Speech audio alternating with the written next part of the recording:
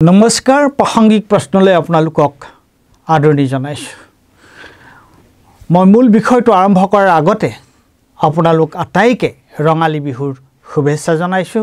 आपनालोकर बिहु भाले भाले जाওক, सकलोए रंगाली बिहुটো उपभोग करक। एतिया मैं मोर विषयটো आरम्भ करिछु। मुख्यमंत्री भाषा अहोমৰ मुख्यमंत्री डॉक्टर हिमंत विश्व शर्माই কি কৈ আছে আপোনালোকে শুনিছেনে? এই কথাখিনি শুনি লওকচোন।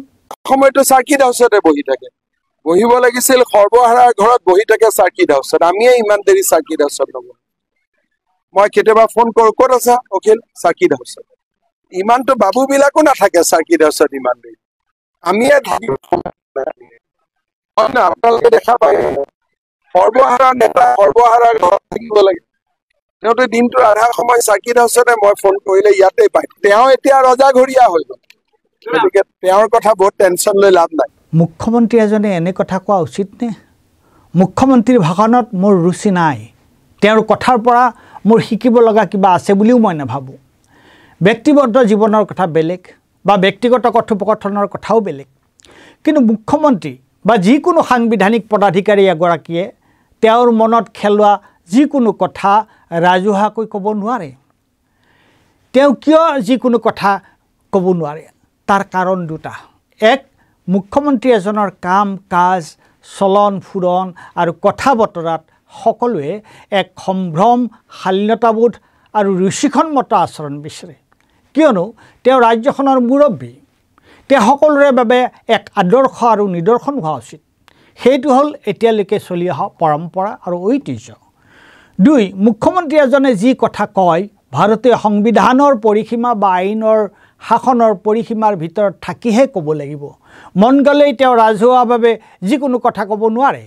তাত সাংবিধানিক বাধা নিষেধ আৰু বাধ্যবাধকতা আছে।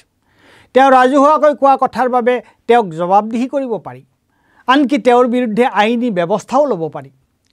অসমৰ মুখ্যমন্ত্ৰী ডক্টৰ হিমন্ত বিশ্ব শৰ্মা ডাঙৰীয়াই তেওঁৰ চেলেপু আৰু পাতল কথাৰে এক অভিলেখ সৃষ্টি কৰিছে।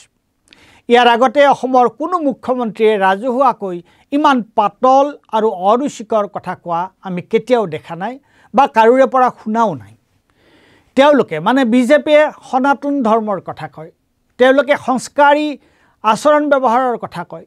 আপোনালোকে ডক্টৰ হিমন্ত বিশ্ব শৰ্মাৰ ব্যৱহাৰত তাৰ কিবা নাম গুণ পায়নে? ২ নম্বৰী মাল, ক'ৰ পৰা টপকিল আহি, এইবোৰ আৰু তেনে অজস্ৰ কথা বতৰাই কি প্ৰমাণ কৰে? এইটোৱে প্ৰমাণ কৰে যে তেখেতৰ কোনো সংস্কাৰ আৰু কাৰোৰে প্ৰতি কোনো মান সন্মান আৰু শ্ৰদ্ধা নাই। যি ব্যক্তিৰ এনে আচৰণ তেওঁৰ পৰা আনে কি শিকিব? দ্বিতীয় কথাটো হ'ল আইনী আৰু সাংবিধানিক। তাৰে এটা শেহতীয়া শিৱসাগৰৰ বিধায়ক অখিল গগৈৰ ক্ষেত্ৰত কৰা মন্তব্য। অখিল গগৈয়ে শিৱসাগৰৰ আৱৰ্ত ভৱন ব্যৱহাৰ কৰাক লৈ তেনে তিৰ্যক মন্তব্য কৰাৰ অধিকাৰ মুখ্যমন্ত্ৰী আছেনে? আৱৰ্ত ভৱনৰ দৰে ৰাজহুৱা ঠাইবোৰ কাৰ কাৰণে? মন্ত্ৰী, বিধায়ক আৰু গুৰুত্বপূৰ্ণ চৰকাৰী বেচৰকাৰী ব্যক্তিৰ কাৰণে নহয় জানো? গতিকে আৱৰ্ত ভৱন অখিল গগৈ ডাঙৰীয়াই নিজৰ সমষ্টিৰ কাম কাজৰ বুজ ল'বলৈ ব্যৱহাৰ কৰাত মুখ্যমন্ত্ৰীয়ে তেনেকৈ ক'ব লাগেনে? বা তেওঁৰ তেনেকৈ কোৱাৰ আইনী অধিকাৰ আছেনে? দ্বিতীয় কথাটো আৰু গুৰুত্বপূৰ্ণ। মুখ্যমন্ত্ৰীয়ে কি ক'লে? তেওঁলোকে অংগনবাদী কৰ্মী সহায়িকাসকলে চিটুৰ লগত যোগ দিব নালাগিছিল, এইটো তেওঁলোকে ভুল কৰিছে। চিটু হ'ল এটা CPM-ৰ সংগঠন, গতিকে চিটু হৈ পেলাই আমাৰ ওচৰত কিবা আহিলে আমি কৰিব নোৱাৰোঁ নহয়। গতিকে তেওঁলোক যিমান দিন চিটুত থাকিব সিমান দিন আমি একোৱে কৰিব নোৱাৰোঁ, কাৰণ চিটু হ'ল এটা বাওঁপন্থী সংগঠন। আৰু চিটু যাতে অসমত নহয় সেইটো চোৱাই মোৰ দায়িত্ব, কাৰণ বাওঁপন্থী অসমত হ'ব নোৱাৰে।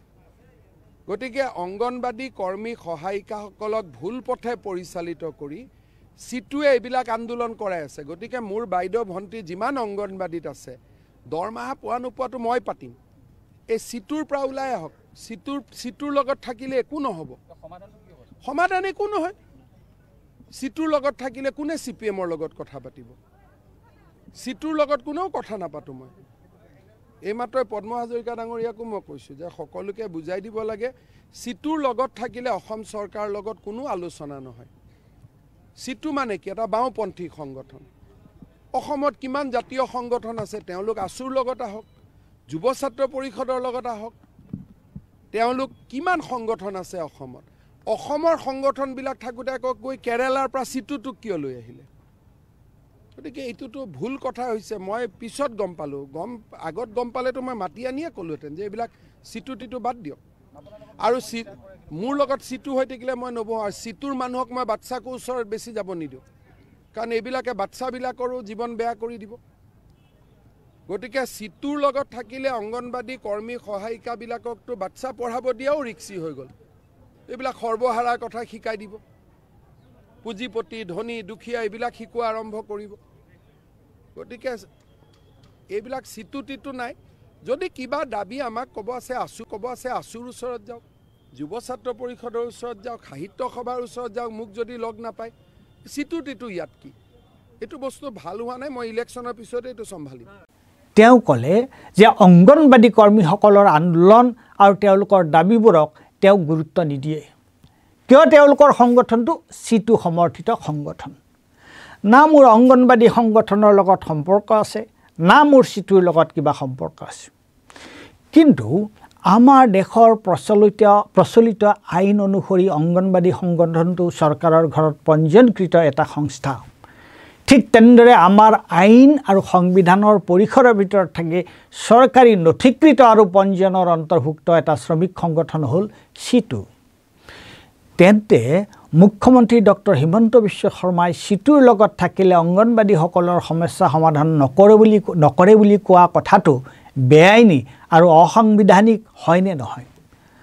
তাৰ কাৰণে তেওঁক আইনৰ কাঠগড়াত থিয় কৰাব পৰা যায় নে নেযায়? নে আইন বিজেপিৰ ক্ষেত্ৰত প্ৰযোজ্য নহয়? এইবোৰ মুখ্যমন্ত্ৰী শৰ্মাৰ ভয়ংকৰ বিচ্যুতি। সাংবিধানিক পদত থাকি এনে বেআইনী মন্তব্য কৰাৰ বাবে তেওঁক আমি কেৱল গৰিহণা দিয়াটোৱেই যথেষ্ট নহয়, তাৰ বাবে তেওঁক আমি জবাবদিহি কৰা উচিত। ধন্যবাদ।